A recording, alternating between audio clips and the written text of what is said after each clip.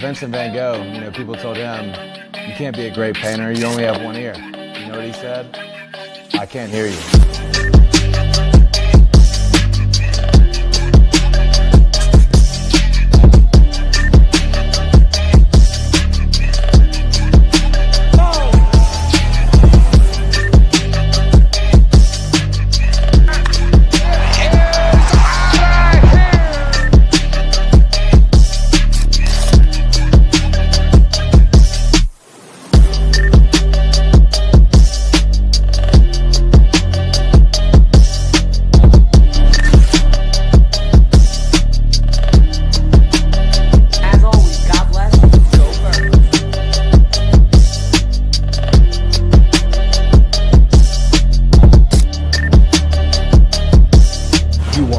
Listening to Sippin' Sports, a Philly sports talk morning show with Chris, KJ, and Dalt. Proudly powered by 302 Birds.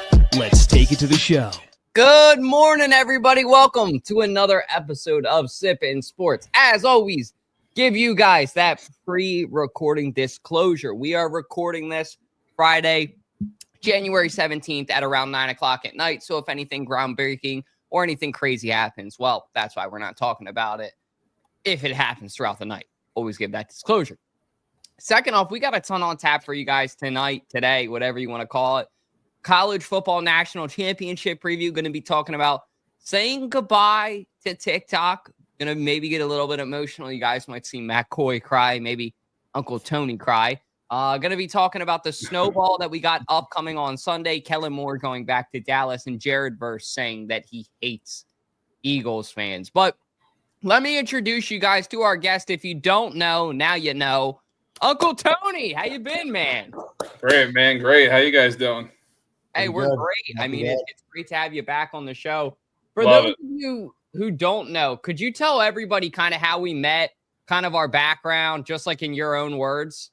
Sure. All right. So how I sound? I sound good? You hear me? Yeah, you sound delightful. All right, great. Well, you look delightful. But Oh.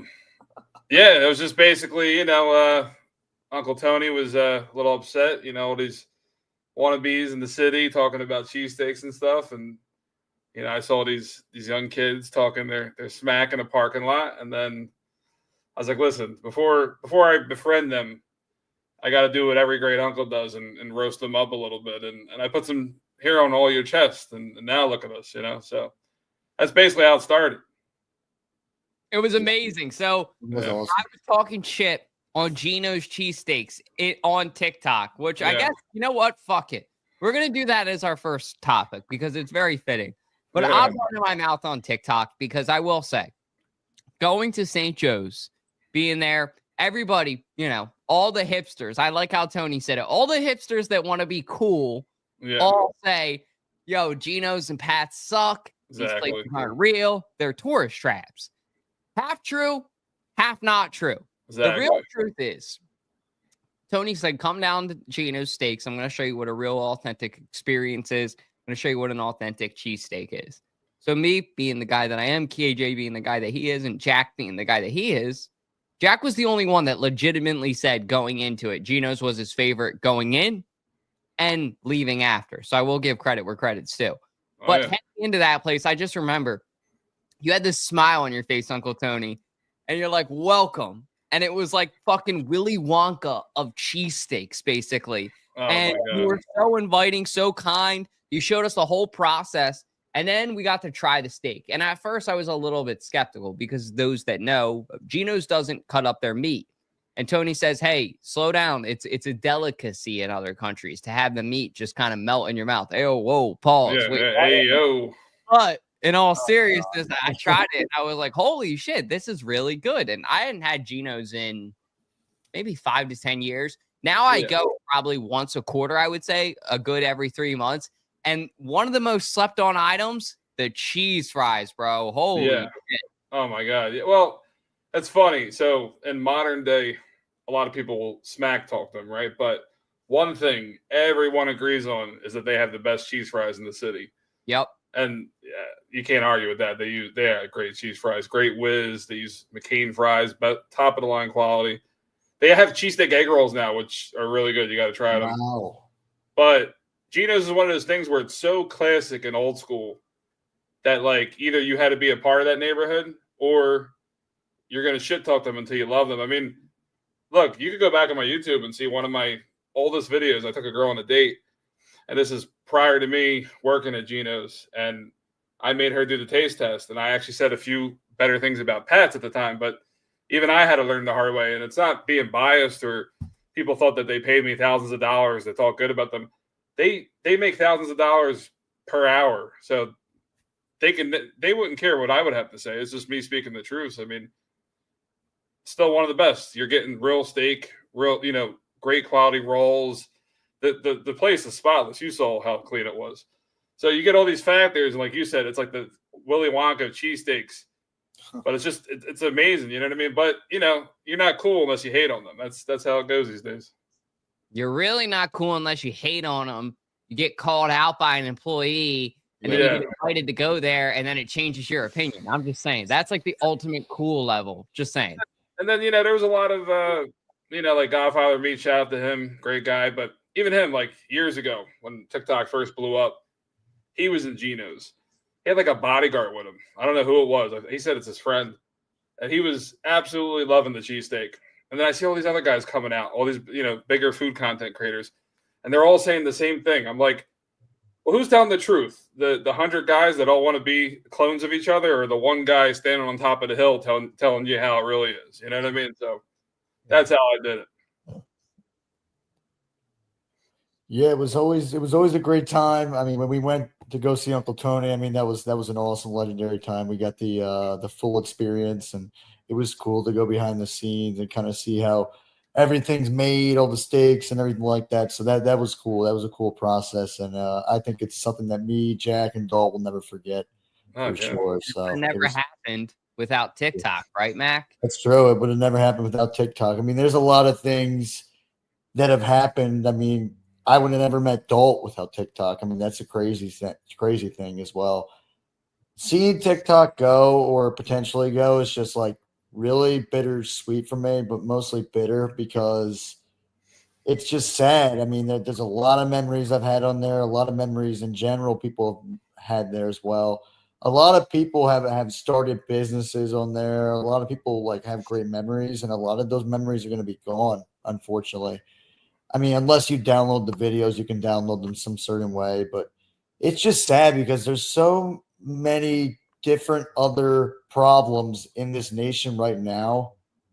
And for them to really take away an app that makes people happy is just despicable in my eyes. It's despicable, and honestly, shame on them, because you could honestly make it work, but they just don't want to make it work. They just don't want to. It doesn't seem like they really want to.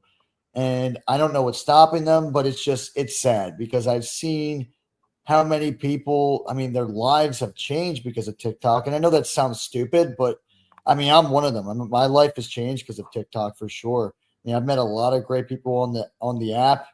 And I mean, I would have never met them in the first place. So I think honestly, it changed me as a person for the good. And it kind of made me more of a happier person. So, I mean, that's a good thing. I'm going to miss it a lot. But I think also, like, it kind of shows, too, like, you know what? You got to move on. And there's going to be stuff in life that you're going to lose.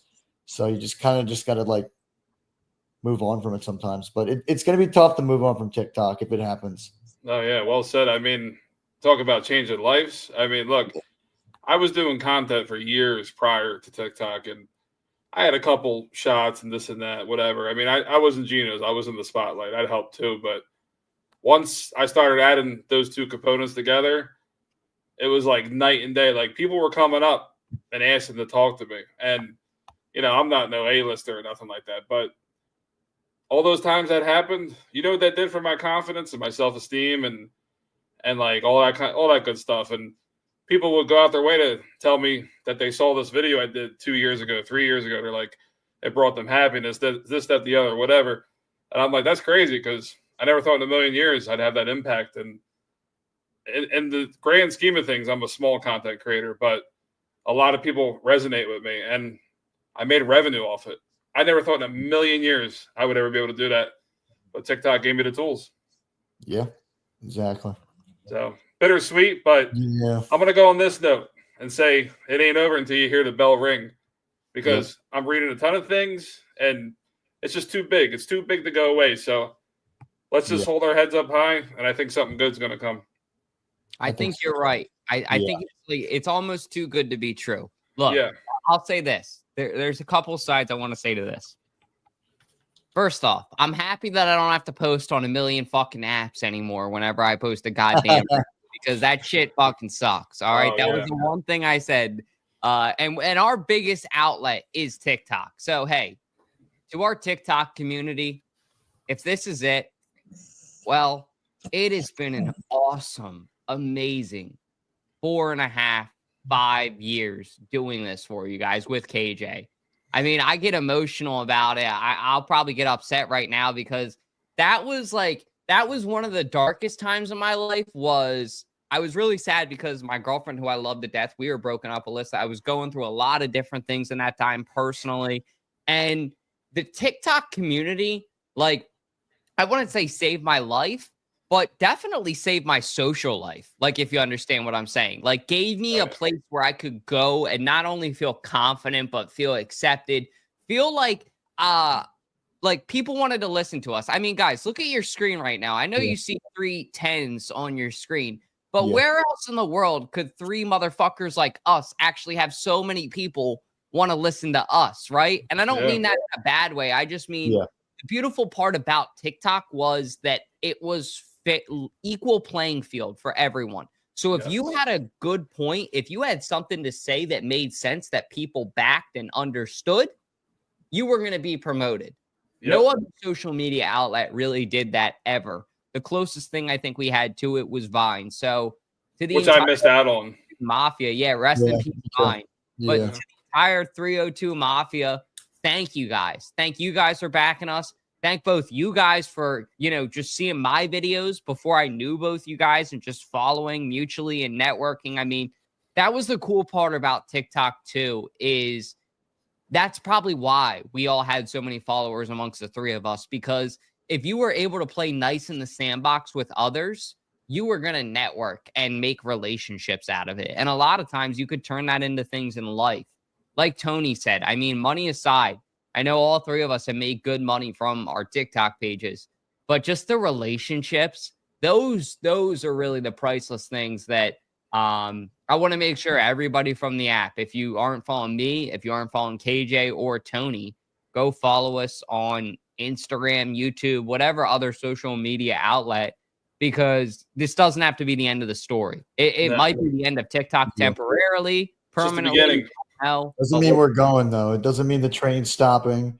I know people are like, oh, everything's done, but no, it doesn't mean the train's stopping. We're not going to stop making content. No. I mean, that's just rubbish. I mean, there's just no, I don't know why I said rubbish, but I like that. Oh, rubbish. Hey, look, the late great Princess Diana. That's rubbish. Yeah. So. Yeah, I guess so. I love that thing behind Dalton. She's in the Eagles jacket. Maybe that's what got me inspired to say rubbish. Maybe that was what got me inspired a little bit. So I just think it's crazy. I mean, because it's gonna be different for sure. But we're not stopping. Obviously, we're not stopping the podcast either, and we're gonna keep on having fun. We ain't stopping until the bell rings. Full Rocky, cue the song, everything. Listen, I told people too, so. Right, I told people earlier, just like that gallon of milk you bought that's about to, go bad in 2 days. Anything's perishable. You have to look, nothing's forever. And, if it does get banned, it gets banned. But there's millions of other outlets, and we're not going to all go up. So, I don't know. I could see the real big content creators why they're upset. But look, the difference with me is I'm still working. You know what I mean? So, none of that, oh, I hit my mic. That's the emotions coming out. But, none of that's going to change for me. I still work for a living. TikTok's just a side hustle. And I shouldn't even say a hustle, because I make these videos because I genuinely love to do it. You think you think I go like this for 2 hours and my arm gets sore and I just record myself over and over? You think I do that because I want to become some kind of multi-millionaire or something like that? I do it because I love it. You know what I mean? So anything else that comes with it, that's icing on the cake. And like he said, TikTok like had the tools. You know why it gave you the audience? Because it rewarded you. If you knew how to get your point across and it was good and worthwhile, it drew the people in for you. Every other app, you had to pay to win or put thousands of dollars into things and vice versa. So it was actually beautiful what we had, but I'm positive. I think we're going to be all right. I might be the odd one out, but I think we're going to be all right. We'll see what happens. We'll only know on Sunday, though. We will only know on Sunday if it's actually gone. Yeah, well, put it this way. It happens Sunday. Birds get a win. We'll be happy again. That'll be good. Yeah, that'll make us feel a little better for sure. That's the beautiful thing. Look at it this way. TikTok is kind of like college, or in a way, like, okay, right? I'm use an analogy. Accountants do this. They go out, they get a job, right? They get this job with this big accounting firm. The accounting firm's like, hey, we love you. You really got it, kid. We're going to pay for you to go to college. We're going to pay for your master's degree. Kid goes out, gets this job to pay for his master's degree, gets master's degree. 1 month after master's degree, gets a better job and ends up leaving. Maybe it's just growth. You know what I mean? Like it said, it could just be, hey, now 10, 15, 30,000 people know who you are and everybody knows your name. I know so many people wouldn't know who I am, wouldn't know who KJ is, wouldn't know who you are without this app. So the fact that many people now they don't forget that. It's not like the Men in Black where it's like, forget this now that TikTok's gone. Like people are going to forget that they know who you are. And even if the conversation is, hey, I remember you when you used to be on TikTok, it's still going to have a positive impact. I think KJ had a huge impact on people. Tony had a huge impact on people. And I hope I had a huge impact on people. Oh, for sure. Oh, yeah. I mean, look at it this way. It was all domino effect from our little beef to the friendship. Then even after you guys came to Gino's, they still talk to you. And correct me if I'm wrong, but they granted your one of your checks. Supported our event this year. I was going to say, and they wrote the nice check and all that stuff. Like how cool was that? Just because that was awesome. Just because of me and then you and then just the latter, Gino still took care of you well after we were all said and done. That's beautiful. Yeah. Hey, it just shows like the whole I guess you can say the alliance everyone else has. I mean, if you help out a person, I mean, if you give a man a fish, then he helps. I don't know that saying. I forget that saying, but give a man a fish or teach a man how to fish. Yeah, something like that, whatever it is. But yeah, as Dalt said too, I mean, it was always really cool to hear even just younger kids just come up to me and be like, hey, I love your content, love your videos. Hey, keep up the good work. Or then also some older people too. Like I've had people who are literally 40 years old, or 50 years old recognizing me. And then I have kids who are 7 recognizing me. So it was always really cool to see that. It was always really just refreshing and was just I mean, for me, growing up also, I always wondered what it would be like. And honestly, I always I didn't think it would be this good. I'll tell you that. It's been great. And I'm truly blessed. I'll tell you that. I had a couple of recent times too. There was St. Patty's last year. And I remember, I think were the Flyers playing? Were they playing Boston of all teams? On St. Patrick's Day? Yeah, I think so. I think they were. Yeah, St. Patty's that just passed. And I go to PJ Willihan's and I see 3 people looking at me and I'm just eating fries and mind my business. This kid comes up, he's like, holy shit. He's like, Tony Stromboli, man. He's like, I've been watching you for years. And I'm just, you never know what to say. I mean, I talk to people and I'm just in the moment though, if I were to lie to you and say that it doesn't make you feel good, I'd be lying because it makes you feel good. And by no means am I a Tom Cruise A-lister or something, but just that 1, 2, 3, and I could tell you it happened a few times. Even the gym I go to now, some guy stopped me and I'm just like, wow, this is cool. Just imagine where you could really take this. Say I had, 5 times the size of my following, where we could go with this. We could go to Hollywood. You know what I mean? We could do whatever we want to do. But, people always used to laugh, especially South. Shout out to South Philly, great place. But a lot of the kids I grew up with, not all of them, but a good amount of them, and it's probably everywhere, to be honest, but they don't mind if you do good, but they don't want to see you do better than them, Yep. and especially South Philly's all like, everyone's in their own business, and, oh, this guy's never going to do nothing with his life. But when you show them anything's possible and you break those doors down, they're like, wow, they're like, I should remember that kid from high school. We didn't think he was going to do nothing. Now look at him, that's the mindset I always have. Not to like prove them wrong. Yep. But that's what fuels my fire. It's like, look, I can do whatever I want in life. And now we all have our power. We have our audiences. Anything's possible. Yep. So you got to keep. Exactly. I can totally relate with that for sure. A chunk of it to Instagram. And that's the one thing I will give Instagram credit. I know we got to get to our next segment because we got to on this. But the last thing I'll say is collaborations. If TikTok or another app could just figure out more ways to collaborate, that's one of the best things that you can do, because I can show my audience Uncle Tony. Uncle Tony can show me his audience, and we can bring KJ's audience all in. So they can all see all three of us and figure out why they all love us. And then follow all three. I want to say one last thing on, like you said, of supporting one another. You notice what a lot of big food reviewers on TikTok do. They support small business, right? Like the small mom and pop shops. But one thing they don't support is supporting smaller content creators. You won't see these big guys go out of their way and collab with smaller guys, right? And I think that's a little odd, because you promote that you're into showing all these little things off and blah, blah, blah. Well, then it's like, why don't you want to collab with the smaller guy? Are you like worried that you won't get views? You know what I mean? So I think going forward, the bigger content creators need to start helping the smaller guys out. You know what I mean? It's just, everyone's trying to get their voice heard. And if you could help someone or make their day, why not? Right.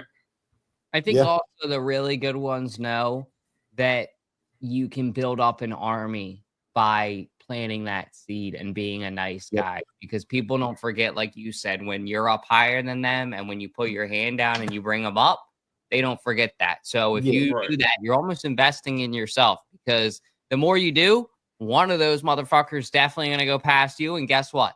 They ain't gonna forget it. And that's how you keep climbing the ladder of life. But I don't want to go too much on, because I know fucking Mick from South Philly is going to be in the comments. I don't give a fuck about content creating bullshit. I came to this fucking podcast to listen to goddamn sports. Hey, we touch on all topics. Sports in a bit, bud. This is the snowball of Philly, man. It doesn't get more South Philly than this. You got a West Coast team, a team that I think is actually really good. A scrappy, well-coached. McVay's a good coach.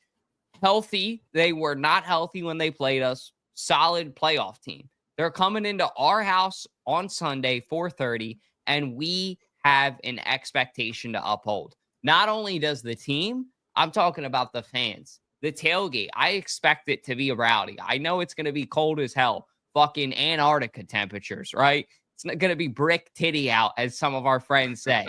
So I get it. I understand that a lot of you guys are going to be wanting to be home, hot chocolate, cuddled up by the fire.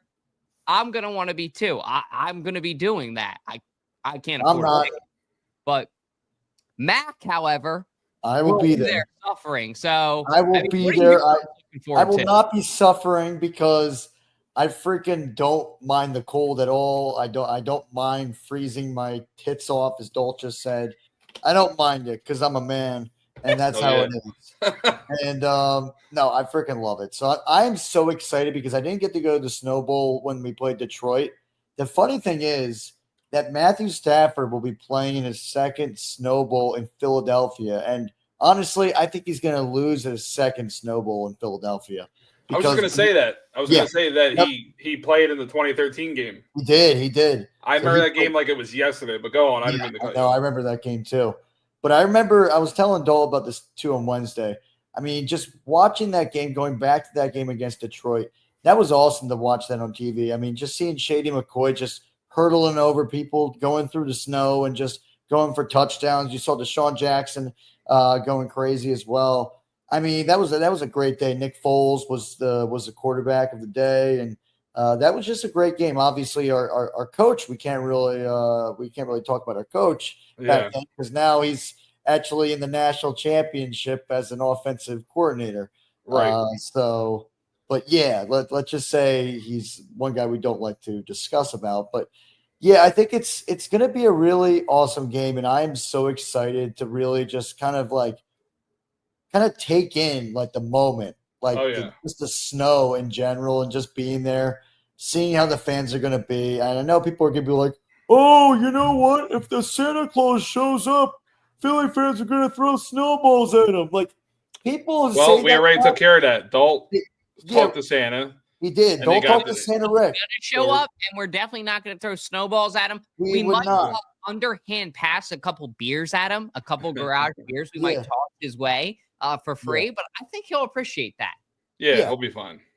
And I think the thing is too, people kind of exaggerate that story. I mean, it's so exaggerated. It's probably the most exaggerated story I think in Philly sports history. I think it is. But I mean, you got to remember when we're talking about Philly, we're under a lens. Anything we do, microscope. Yeah, anything we do, they're going to hold us accountable. And I'm not saying there isn't bad Philadelphia sport fans, because if we said that, we'd be lying. But the number of good, passionate Philadelphia sport fans across all the Philadelphia teams is night and day. Like most of these people who do these said bad things, they're not actually from Philly. I'm not saying that makes it any better, but it goes to show you these people, like the guy who recently did what he did. He's from Jersey. Yep. I could name 100 other things in the last 10 years. All these people are not from the city, because real people who are from the city, we might, break your balls a little bit. Might be a little hard on you, but we're not going to threaten you. We're not going to physically harm you unless you really, incite something. And let's say this too. A lot of these opposing fans, they do things you don't see. It's always when we say something back. A lot of these fans do incite and start these fights as well, but you're a Philly fan, so it must be your fault. Yep, exactly. So Tony's exactly right. I mean, we totally are underneath a microscope, and whatever we do, I mean, it's always just going to be judged by people. And I mean, like, here's the thing. Like, I always used to get bothered by that, but honestly, I don't really get bothered by it too much anymore, because honestly, that's just that's our lives as Philadelphia sports fans. It's just how it is. We got to deal with it, and it is what it is. So, I mean, we'll say stereotypes exist for a reason. Oh yeah, exactly. We've earned a lot of our reputations and stuff like that, but that doesn't define the entire fan base. And I mean, look at you guys. You guys are out here doing charities for autism. They say, "Oh, all Eagle fans are bad." Okay, well, they're wrong right there. You could just look into what 302 does: charities, events. You're always giving back. And I mean, as long as you could talk trash within the realm of the game, you're fine. Yeah. Some fans take it too far, but what kills me though is now more than ever, you have people just crying about how bad Philadelphia sport fans are. It's like, okay, well, say we are the worst of all time. Why are you coming to our games? Don't even come no more. Don't come no more, because you're gonna save yourself a lot of trouble, right? So it's like, why are they coming? I feel like they're coming because they expect to see the show before their eyes. You know what I mean? So I don't know. It's wrong on a lot of levels, but no one's innocent. Everyone's to blame. Yep, exactly. But yeah, I think it's going to be a competitive game. I think the Eagles will get the win. I do feel like the Rams are on a high right now. I mean, I feel like obviously our hearts and prayers are out with the people in California who have dealt with the fires and everything like that. So I feel like a lot of their game they had last week, I think a lot of their performance really had to do with them just really playing for the city. And kudos to them, man. Kudos to them for showing up for their city. I mean, especially kind of showing and kind of distracting the people from what's going on in their lives. Like if they know someone who lost a place, or even if they did lose a place, like hopefully they got some enjoyment from the Rams winning the game. And I mean, winning the first wild card game. So, I mean, hopefully they did. But yeah, I mean, you're coming into Philly though. You got a very hostile environment for sure. And I think it's just, you got a really good team. Like, I mean, the Eagles are not going to be a pushover. And I think like, we know that. I think a lot of these players, a lot of these Eagles players know the magnitude. They know the moment. They know what's expected, and I think they know what they got to do. They got to do their job, and they got to go out there and win. I think they're going to take every measure they can to win the game. Yeah, and it's kind of cool if you Yeah. dissect the Rams and the Eagles of the last, we'll say, 6-7 years. So I've said this numerous times that the Rams and the Eagles were going to be the two powerhouse teams for the next decade, and it was almost true. I mean, we won our Super Bowl, and then they went to a Super Bowl and lost it, which, by the way, that was the most boring Super Bowl against the Pats. Horrible. That was horrific. And the Rams could have won that because they had the edge in the beginning. So the Rams lose that one. They get back a couple years later, and they almost lose another one because the Bengals almost beat them. But the Rams fought back. And I'll say this, shout out my man Slice, DJ Slice, and my other friend B. Will. They're both from South Philly, both diehard Ram fans. I don't know. They've been Ram fans for 20-something years. We'll have to get into that another day. But I showed love.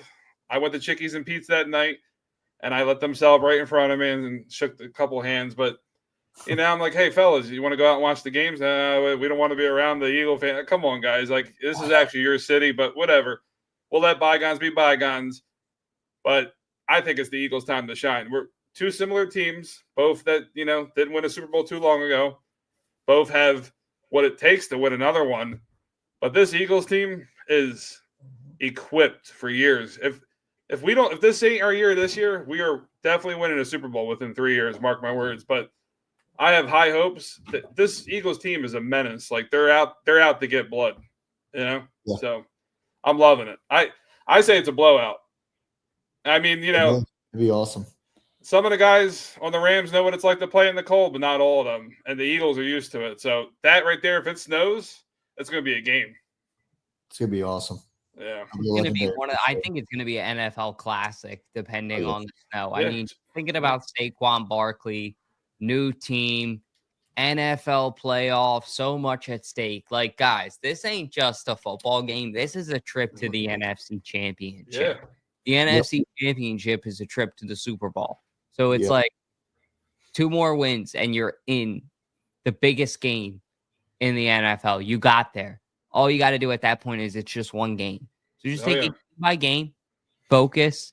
But you beat the shit out of this team the last time you played them. And one of the things I have on my big board over there is that the last time that the Eagles played the Rams were 0 for 8 on 3rd down. Week 12. That's 0 crazy. for 8.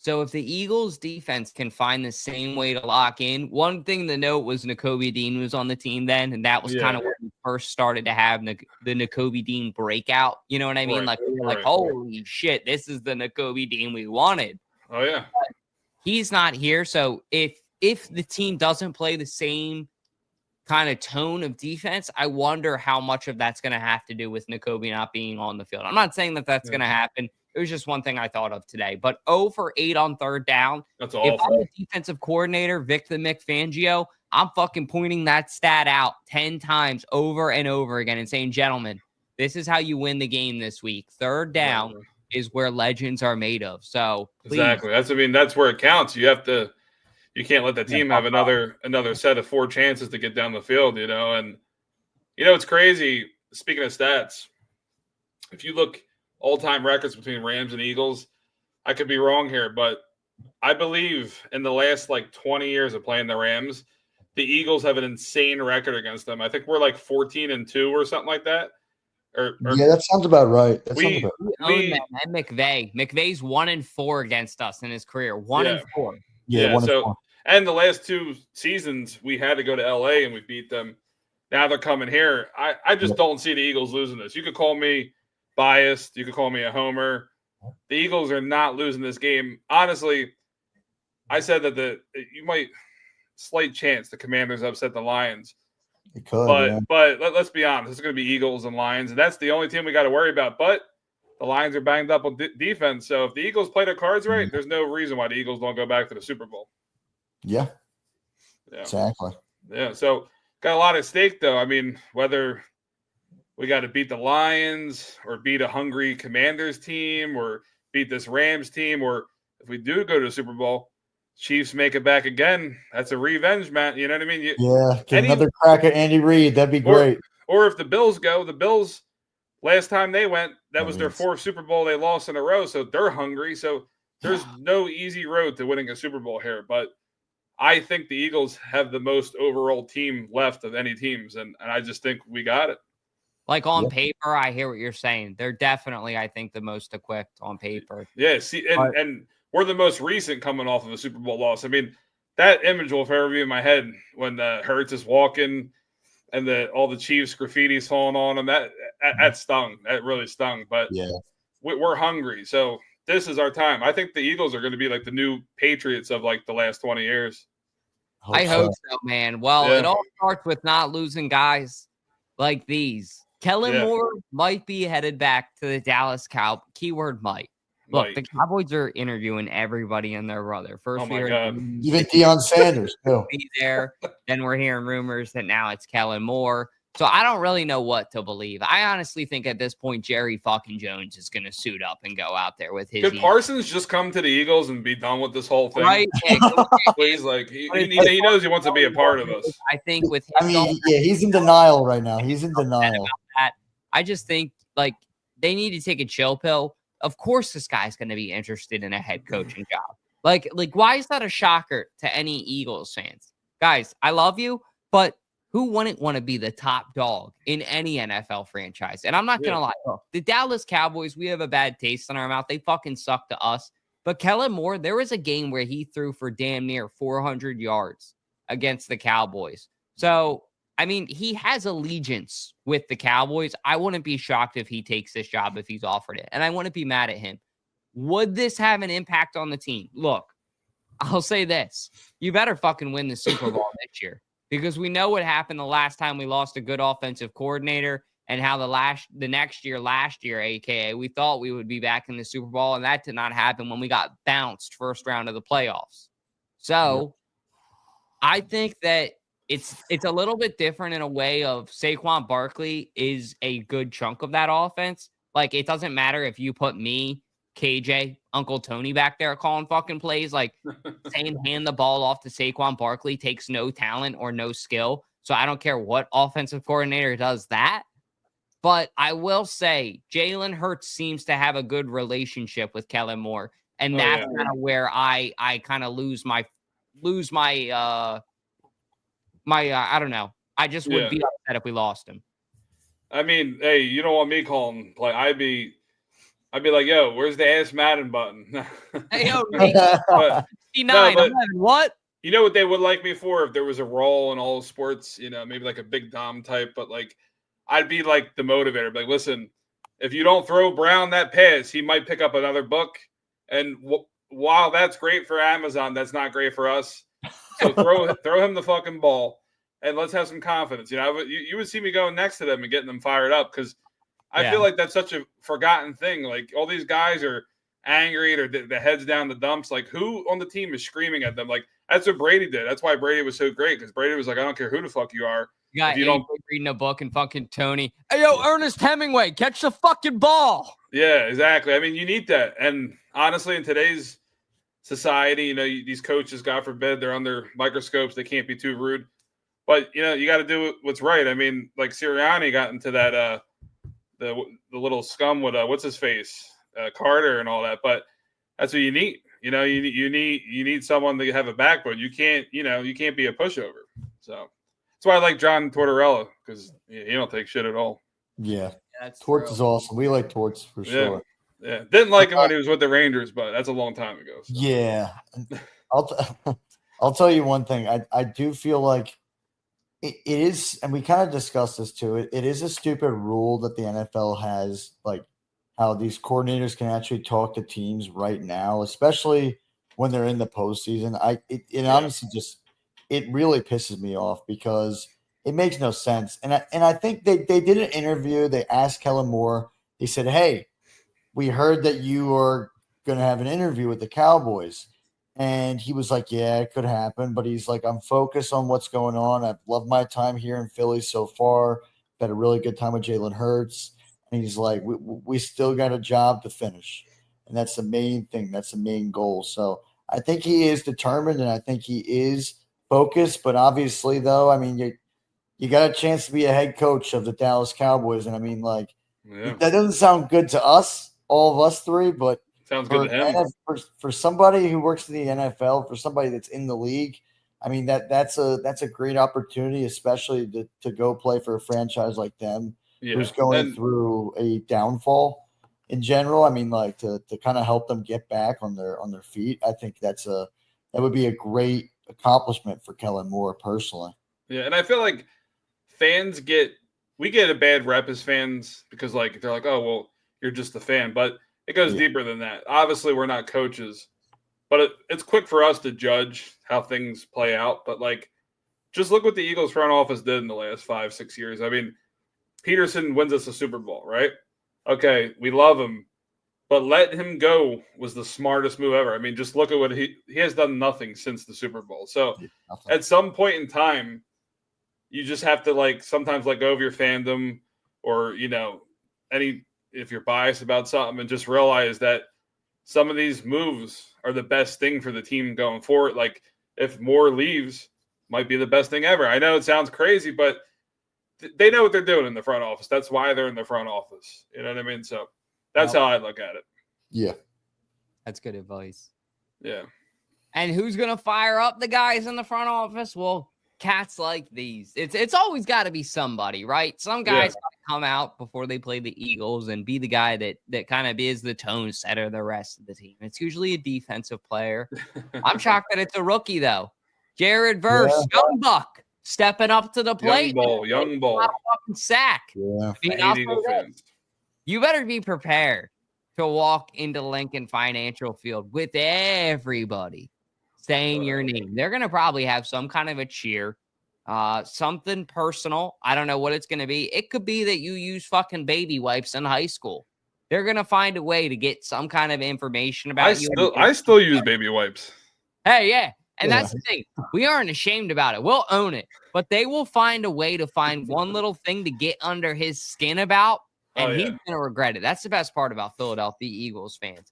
So the fact that you came in and said, I hate Eagles fans, it's almost like, okay, no fucking shit, Sherlock. I would assume every player on every team that's not the Eagles probably hates Eagles fans.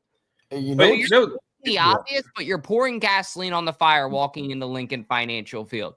Real crazy too, that's going to go well for you, buddy. The crazy thing is too that he's talking about this previous game that the Eagles played the Rams, and he was saying how I did nothing. He's like, and there was Eagles fans cursing me out. There were Eagles fans doing this.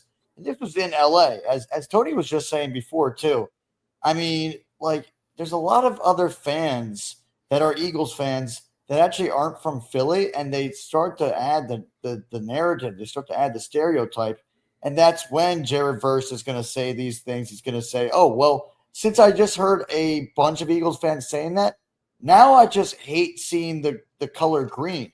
Now I get all hot and everything. I don't know what kind of description that was when he was saying that. It was like you were getting all pissed off at us, and then all of a sudden now you're like attracted to us, and like it's like what are you talking about? Yeah, it's kind of as bad as Parsons saying that despite the scoreboard we had a close game. Yeah, okay. Yeah, I think he might have the Parsons disease. I think he's in denial. He doesn't realize that the Eagles are a better franchise than his franchise. I mean, when we go play in LA, it's basically a home game. Oh, it is. Oh my God, yeah. They don't really have like Financial West. A lot of their fans are really either in like St. Louis or I've talked to people in St. Louis. A lot of them have abandoned them because they abandoned them, which rightfully so. I would do the same thing if something happened like that. It's like you can't win, right? There's a lot of sport fans out there who are awful fans. Like a lot of Ram fans are bad. They're fair weather. I mean, for crying out loud, I got some South Philly guys who are more diehard Ram fans than probably people out in LA. Yeah. I mean, there's diehards everywhere, obviously, but like, exactly. Most people who are Philadelphia sport fans aren't from Philly, and they go, well, I watched all this tape of my fellow Eagle fans and friends being really ruthless. So when I go to the link this Sunday, I'm going to be just as bad, if not worse. That's the mentality, and that's why they do these crazy things.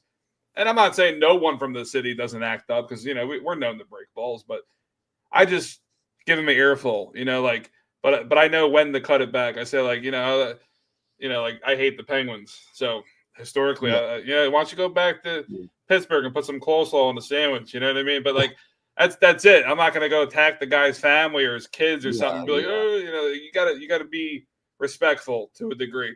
I'll admit, some of us are bad at that. But again, it's just like you say you hate Eagle fans. They're all they do is cry. They cry and cry, but they don't realize what it does. We don't care. We love this. This is like what we live for. Yeah. So go ahead, hate us. It's gonna fuel the fire. I'm gonna tell how you. about like Sidney Crosby after we knocked him out in the 2012 playoffs? He's like, I don't like him. I don't like him. Who don't you like? Every one of them. Like, how do we get you so upset? I love it. I love it. You gotta love it. It shows passion, and I think after one game against us, and Jared Verse is just going off on the fans, and it's funny. I mean, just the guts the guy has. And it's funny, though, because he's not even going to win the Rookie of the Year. The Rookie of the Year is going to be Quintana Bay anyway. It's going to be Quinyon Mitchell. So he's still upset about it. I think he's pissed about it, too. I think he's pissed that Quinyon Mitchell is the rightful Rookie of the Year. Yeah, that dude's a beast. Jared Verse is not. He's going in reverse. He's going in reverse. That's what I call him. I call him Jared Reverse. That's a good one. Yeah. My biggest thing is it's like, cool. You hate Eagles fans. Once again, like I said, everybody else does. It's like what you're saying is not a groundbreaking thing. If I'm Sean McVay and the head coach of the Rams, I'm walking in. Shut the fuck up. Like, shut the fuck up. Don't give them anything to go off of. Don't pour any more gasoline on that fire because we're already a warm weather team that's got to go play on the East Coast in one of the toughest fan bases in the NFL. So, the one thing I'll say too, before we wrap up on this topic, because Tony brought it up earlier, I do love when people like are shocked too. Like when KJ and I went out to LA, and we went to the Dodgers game. We were checking out, and I think we got like nachos or something. I got nachos. He might have gotten a hot dog or something.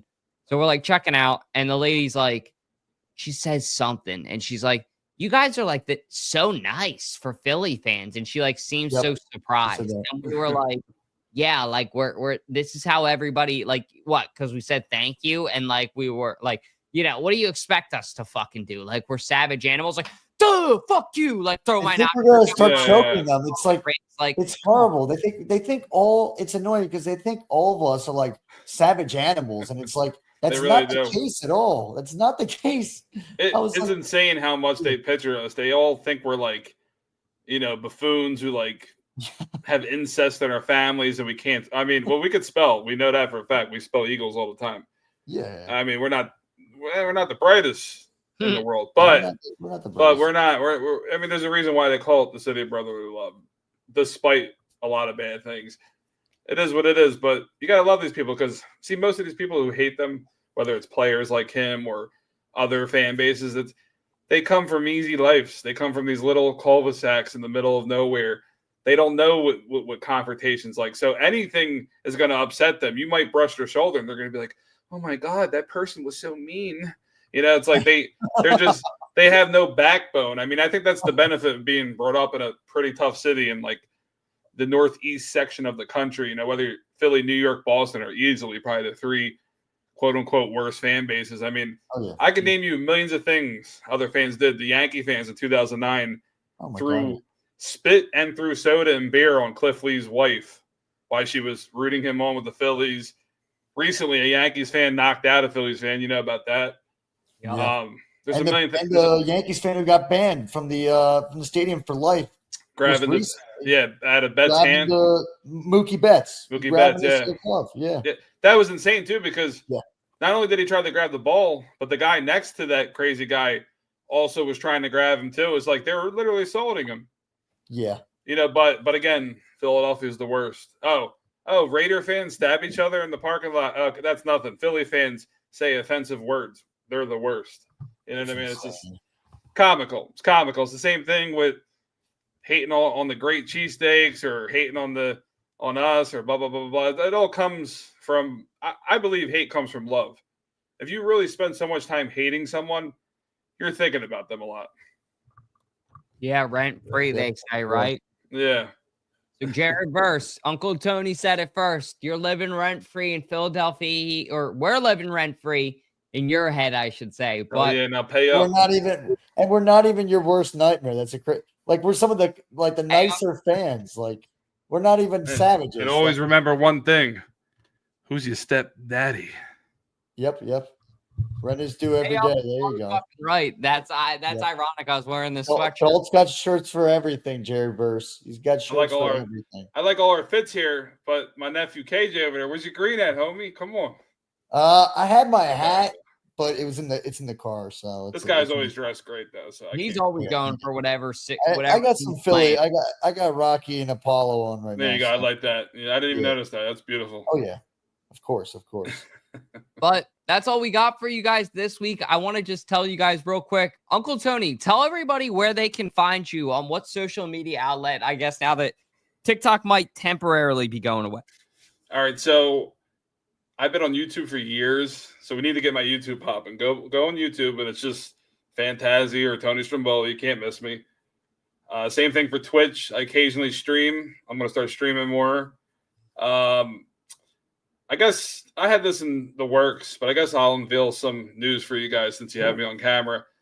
I plan to make somewhat of a return to Instagram in the form of many accounts. So I'm not going to give away everything I have planned or what I'm going to do, but you're going to see a lot of cool things coming. Maybe podcasts, maybe music stuff. There's a lot of things in the works right now. So I'm going to do a few things, and Uncle Tony might make some appearances. So. Just Fantazzi, Tony Stromboli. Look me up. You can find me everywhere, basically.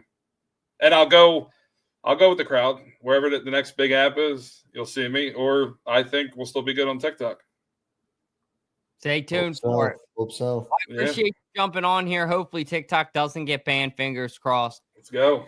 I can just have one more app to post on. That way everybody just stays on there. And then that way none of these other fucking apps like Musical.ly or whatever the fuck we're going to do dancing next is going to get all popular. I think Musical.ly actually became TikTok. Yeah, I think you're right. Yeah, same thing apparently.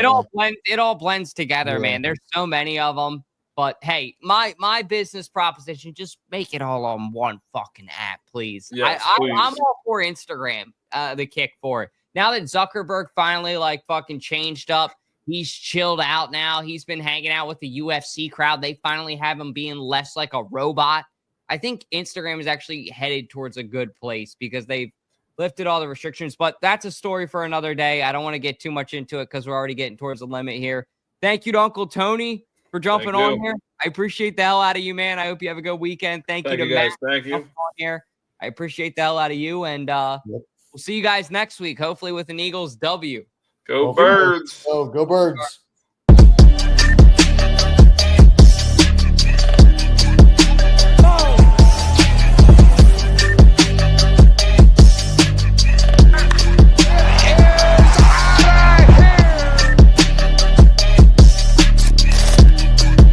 Don't mess with Tony Stromboli.